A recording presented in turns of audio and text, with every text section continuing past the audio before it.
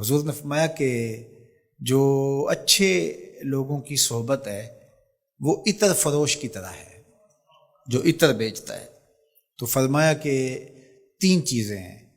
یا تو آپ اس سے کوئی عطر خرید لیں گے.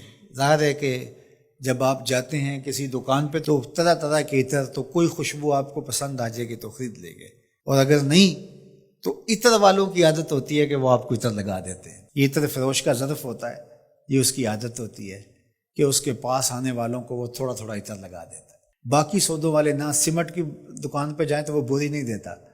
آپ بجری والی دکان پہ جائیں تو یہ تو نہیں ہے کہ وہ آپ کو کہتا ہے کہ چلو آپ اتنے داوڑے بجری کے لے جاؤ. سریے والے کے پاس جائیں تو وہ سریا بھی نہیں دیتا. لیکن عطر والے کا مزاج الگ ہوتا ہے.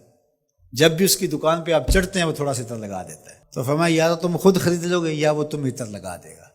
اور پھر فرمایا اگر یہ دونوں چیزیں نہ ہوں، ہوتے بعض عطر والے نہیں لگائیں گے، تو جب تک بیٹھے رہیں گے خوشبو آتی رہے گی. تینوں جیسے سارے شیعی بارے میں تو اچھی صحبت میں بیٹھنا چاہیے. اور برے شخص کی مثال کیسی ہے؟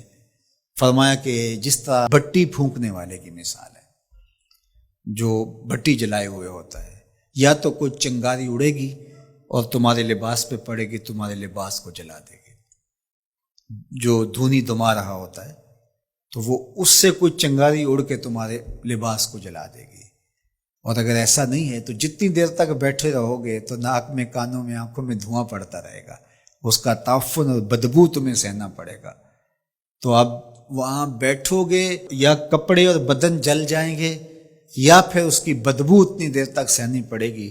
اور اتنی دیر تک دھوئیں میں بیٹھے رہے تو اٹھ کے آؤ گے تو دیر تک اس کے اثرات بھی رہیں گے. تو حضور نے فرمایا کہ یہ ہے اچھے بندے کی صحبت اور یہ ہے برے بندے کی صحبت. اللہ اکبر. تو اس لیے ہمیں اچھے بندوں کی صحبت اختیار کرنی چاہیے. رومی بولے تا توانی دور شو از یار بد. تا توانی دور شو از یار بد، یار بد بدتر بود از مار بد. جہاں تک ممکن ہو بری صحبت سے بچ کے رہنا، برے یار سے بچ کے رہنا، اس لیے کہ برا یار برے سانپ سے بھی برا ہے. فرماتے ہیں اس لیے کہ جو سانپ لڑتا ہے تو جان لیتا ہے، برا یار لڑتا ہے تو ایمان لیتا ہے. اس لیے اچھی صحبتوں کو تلاش کرو، اچھی صحبتوں میں بیٹھا کرو. تمہارا کھانا پاکیزہ لوگ کھائیں، متقی لوگ کھائیں، تمہاری مجلس اچھے لوگوں کے ساتھ ہوں، اچھے لوگوں کے ساتھ دوستیاں قائم رکھیں. برے لوگوں کی صحبت سے ایسے بھاگے جس طرح درندے سے بھاگا جاتا ہے.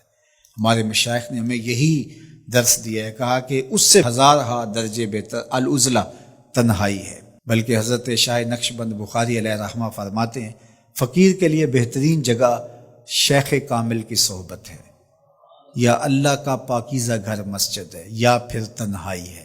چوتھی جگہ ہلاکت کے علاوہ اور کچھ نہیں ہے. تو اس لیے اچھی صحبتوں کو ڈھونڈو.